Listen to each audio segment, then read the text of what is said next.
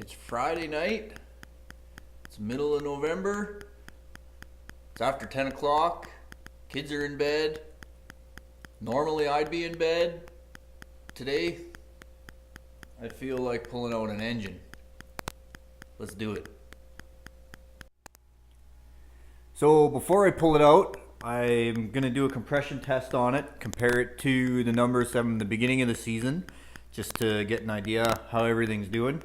Like I said, it's the middle of November and it's flipping freezing outside. Normally I'd roll the car out, we'd idle it up to temperature and do everything outside, but it's freezing.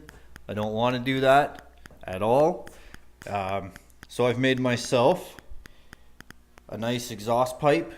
Should get me all the way out without filling my shop full of exhaust.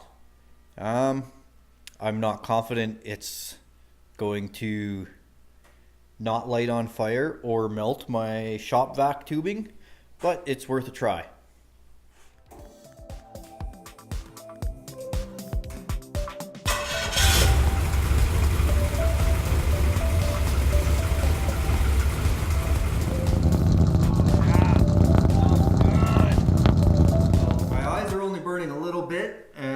We're still alive, me and Cranky, so I'm going to call my hillbilly hose job a success. I do know what this thing tested at the beginning of the season when I put the motor in, so I'm going to check to see if it's the same or worse, or if there's any reason to maybe investigate into some stuff.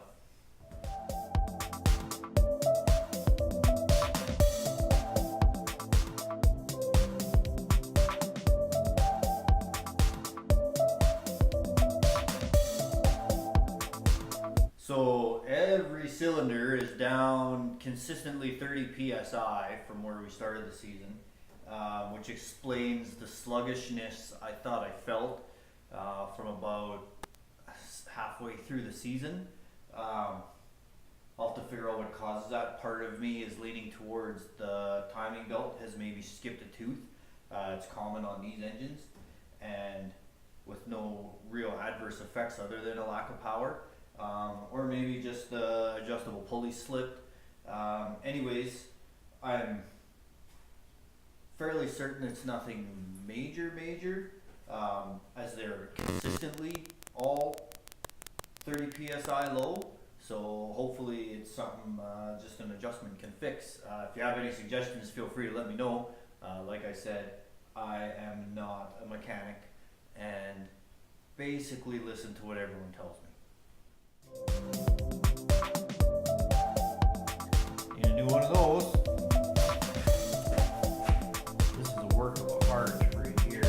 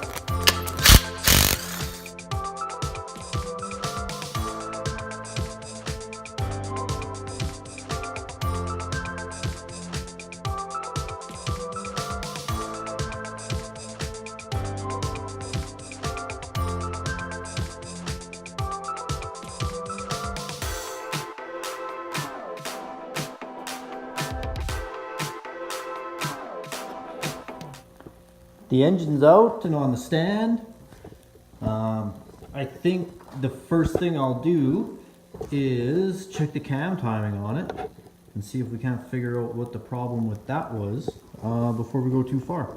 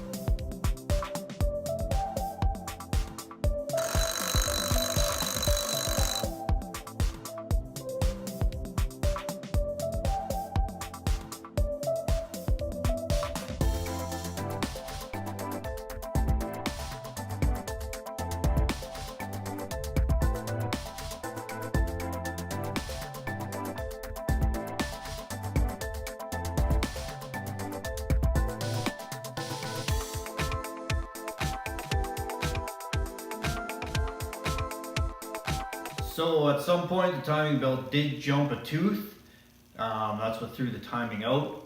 We got it all dialed back in. Everything on the top end looks good. We will pull the pan and some caps and take a look at the bearings as well and make sure there's nothing we got to do to this thing over the winter. So cross member looks like it's pretty tweaked. The motor mount has come loose big time, but there's a big gap here between this this part of the cross member and this compared to this part of the cross member, which leads me to believe it's tweaked in there some way. I'll be redoing this all. I think I'm gonna fix the suspension components to the chassis, whereas right now they're actually fixed to the cross member and not to the chassis. And then I'll just build a cross member for the rack to sit on, and maybe revise the motor mounts as well at that time. And then just do some welding here. This bar here was put in after a big crash a few years ago when I thought it was a good idea to reinforce all the control arms. And while the control arm didn't bend, the inner mounts for the control arms bent, and we had a heck of a time straightening it out, getting it back to where it was supposed to be. So this was just a little bit extra reinforcement for that, and I've since gone to regular control arms because I'd rather have those bend than the structure itself. Well, I'm pretty happy that it was just a timing belt issue with the engine and nothing major. Before we flip it over and check the bearings, I got to get the torque specs on the caps. So I'll just leave it sealed before we get that carried away. I'll start planning what I'm going to do inside the engine bay. I figure I might as well get that done first while the engine's out and while everything's kind of there, and go from there. Anyways, thanks for watching.